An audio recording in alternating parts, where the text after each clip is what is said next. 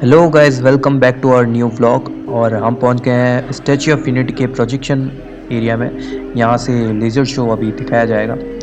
काफ़ी अंधेरा हो चुका है, पता नहीं व्यू सही आएगा या नहीं, लेकिन हाँ, मैं पूरा रिकॉर्ड करके ज़रूर डाल दूँगा और कोशिश करूँगा कि आपको एकदम साफ़ सुथरा दिखे। अब सब कैमरे पे डिपेंड करता है, फिर भी मेरी कोशिश रहेगी कि आपको सब कुछ दिखे। जैसे कि लेज़र शो हमारा शुरू होगा, ये लाइट्स सारी ऑफ हो जाएगी।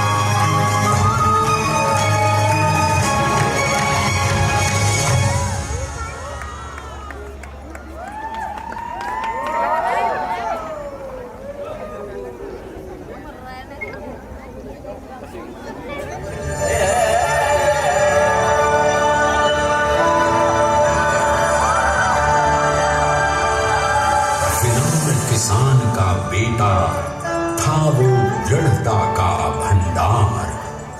वल्लभ भाई पटेल नाम कहलाता था सरदार। कृषक कार्मिक जनगण से था उसको प्यार अपार। अखिल देश ने उसे रहनुमा किया था स्वीकार। गांधी बापू का शिष्य, सत्य अहिंसा का अवतार, किंतु एक भारत करने को धर लेता हथियार। लौह पुरुष संबोधन था वो लोहे की दीवार। तेज पुंज तुम, शक्ति पीठ तुम, बल का सागर अपरंपार। ऋणी देश का नम्र नमन तुम स्वीकारो सम्मान।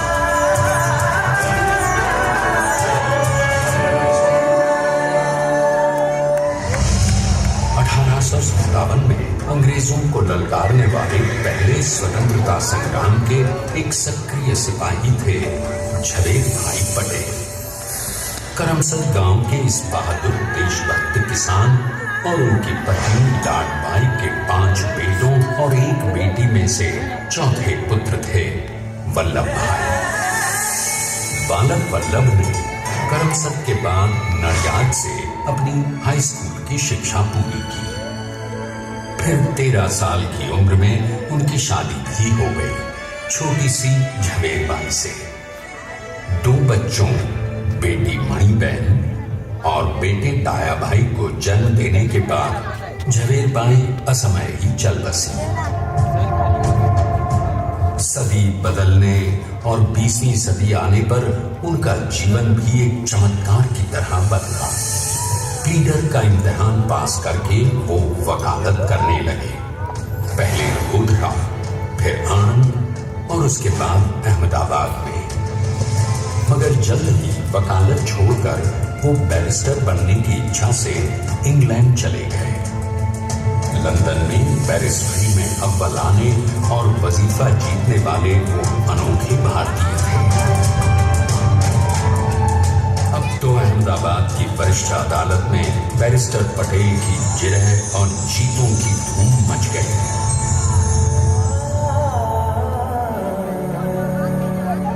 तभी एक युग पुरुष ने वल्लभ भाई के जीवन की धारा ही बदल दी। दक्षिण अफ्रीका में सत्याग्रह के अहिंसक अस्त्र से गोरे शासकों को सबक सिखाकर भारत वापस आए बैरिस्टर मोहनदास करमचंद गांधी से मिलकर वल्लभ भाई ने अपने कुछ वर्षों से सीखे विदेशी व्यवहार और संस्कार हमेशा के लिए त्याग दिए और अब वो अपने खेड़ा के किसानों को हक दिलाने के लिए बापू के साथ आंदोलन में कूद पड़े। अब उनके पैरों में जूते नहीं, गांवों की धूल थी। हृदय में भारत भूमि की शस्य श्यामला धरती, मन में थे गांधी और मस्तिष्क में एक नए स्वतंत्र भारत का सपना।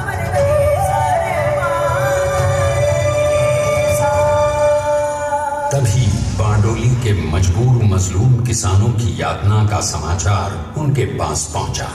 तुरंत वल्लभ भाई वहां पहुंचे और यूं शुरू हुआ भारत का सबसे बड़ा और सफल किसान आंदोलन बारडोली। वल्लभ भाई ने बारडोली के 87,000 किसानों को ऐसा अटल अडिग अचल मनोबल दिया कि अंग्रेजी सरकार हिल गई और एक बरस के बाद उनका लगान माफ कर दिया गया। अब तो पूरे देश में लोग वल्लभ भाई के नाम की कस्में खाने लगे। स्वयं महात्मा गांधी ने कहा, अब वल्लभ भाई मेरे शिष्य या साथी नहीं, सारे देश के सरदार हैं और देश को मिल गया एक अनोखा असरदार सरदार।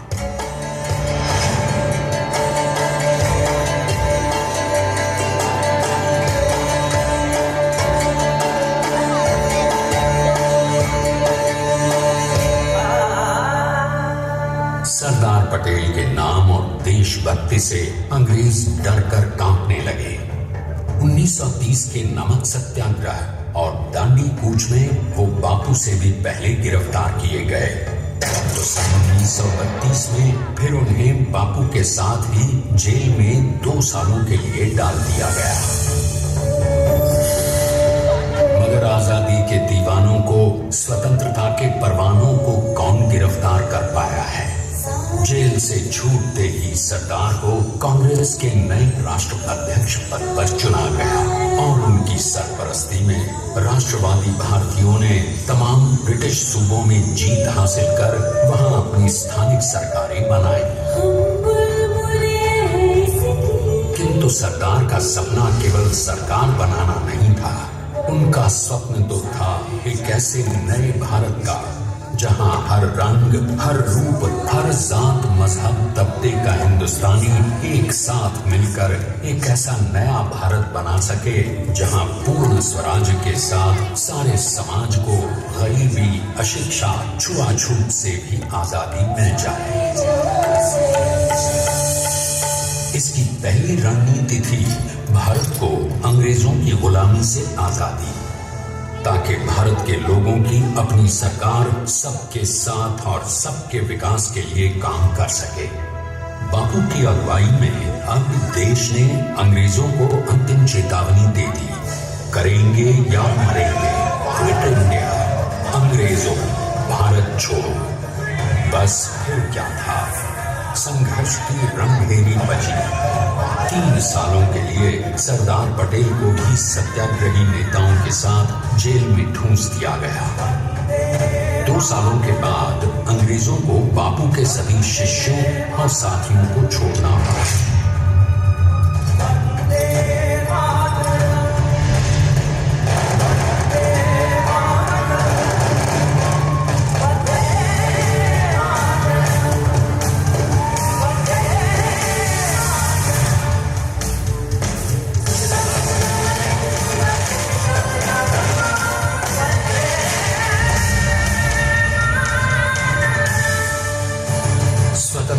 से स्वप्न के सच होने के साथ अब सरदार पर कई एक नई जिम्मेदारियां थीं। आने वाली आजादी की तैयारी और एक नए भारत के लिए नए लोकतांत्रिक संविधान की संरचना। जैसा उनके साथी ने खुद कहा था, सरदार ने ही छेनी हथौड़ी लेकर एक नए भारत को उकेरा है।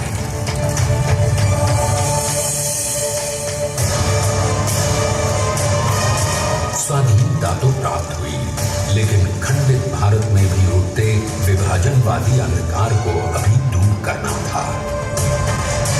जब देश के खंड खंड होने का भय उत्पन्न होने लगा तो सरकार ने निर्भय होकर खुद अपनी केंद्र सरकार और साथियों को भी चुनौती दे डाली और जम्मू कश्मीर को बचाने के लिए सारे देश का आकाश वायुयानों से भर गया।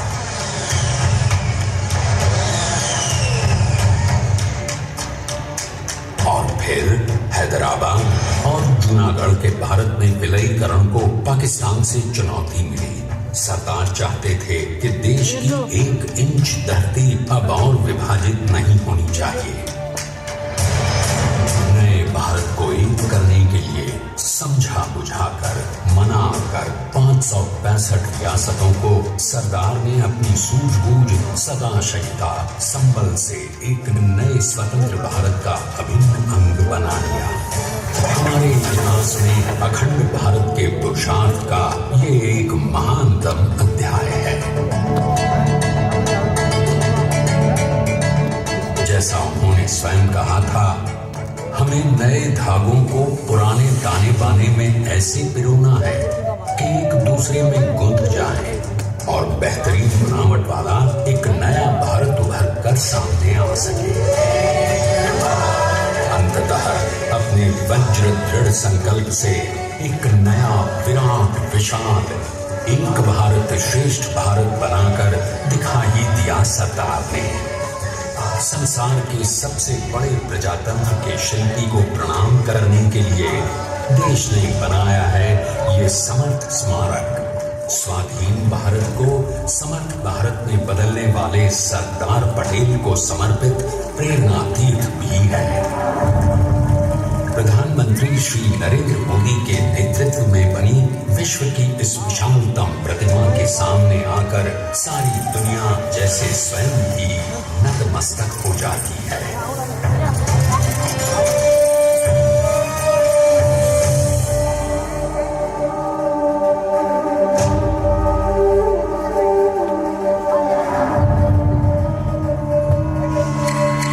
देश को बना गया वो अमित अटल, बना सका उसे न कोई शत्रु दल। समान सा पुरुष प्रबल, तो स्वदेश का सम्मान है। पटेल तो स्वदेश का सम्मान है। पटेल तो स्वदेश का सम्मान है। पटेल तो स्वदेश का सम्मान है।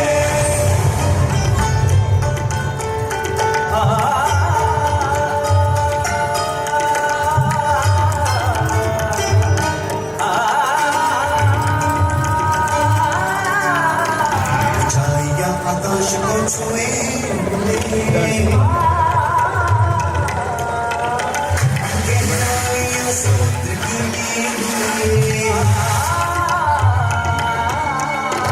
कदम अधिक जमीन पर जमे हुए।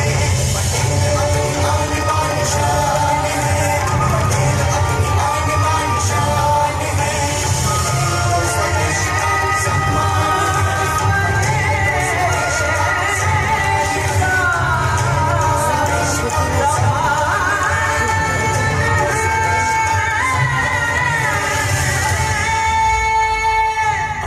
देखते हैं कि अपने लौह पुरुष को श्रद्धांजलि देती 182 मीटर ऊंची विश्व की सबसे विशालकाय प्रतिमा का निर्माण कैसे हुआ।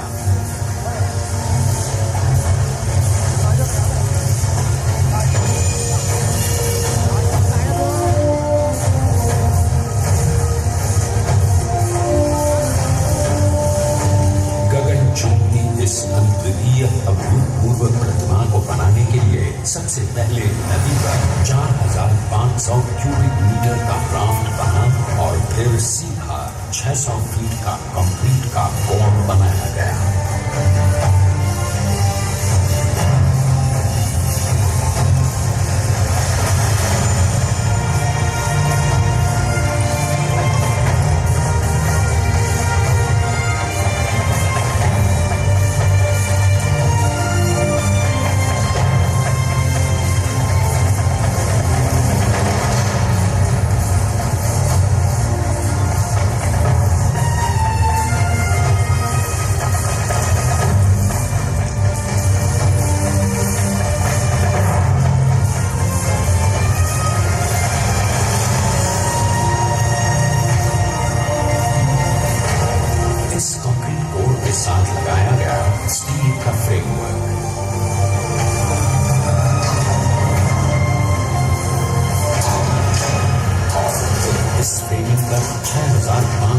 ब्रॉन्ज के पीसेस लगाए गए।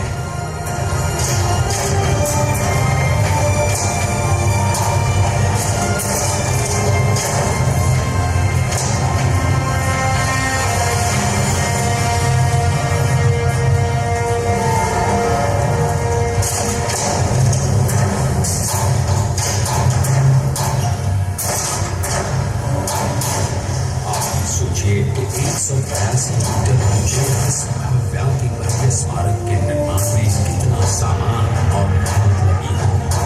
70,000 metric tonne cement, 18,500 metric tonne reinforcement steel, 6,000 metric tonne structural steel और 1,700 मेट्रिक टन ब्रॉन्ज।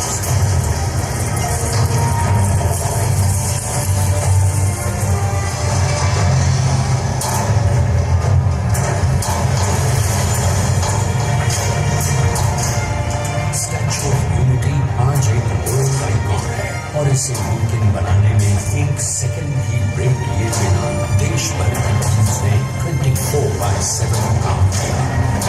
250 से ज्यादा इंजीनियर्स, 4,500 से ज्यादा स्किल फोर्स और 10 लाख मानव दिन। हम गर्व से कह सकते हैं कि कुल मिलाकर स्टैच्यू ऑफ यूनिटी के निर्माण में 95% मानव सामान, मजदूर, इंजीनियर्स और एक्सपर्ट्स थे भारतीय। जानते हैं कि 182 मीटर ऊंची इस भव्य प्रतिमा को बनाने में कितना समय लगा? डिजाइन के लिए 12 महीने और निर्माण के लिए 34 महीने, यानी कुल मिलाकर केवल 46 महीने।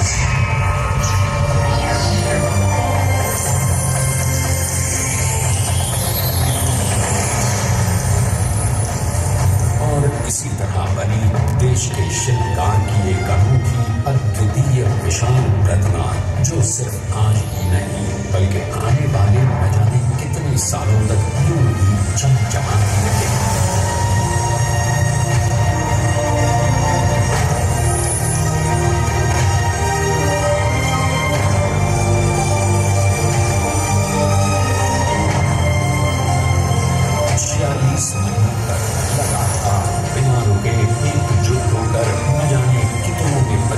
किया और उनका साथ दिया भारत की 125 करोड़ जनता।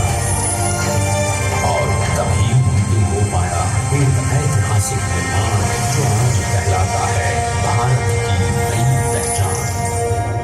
स्टैच्यू ऑफ यूनिटी, विश्व की सबसे ऊंची प्रतिमा।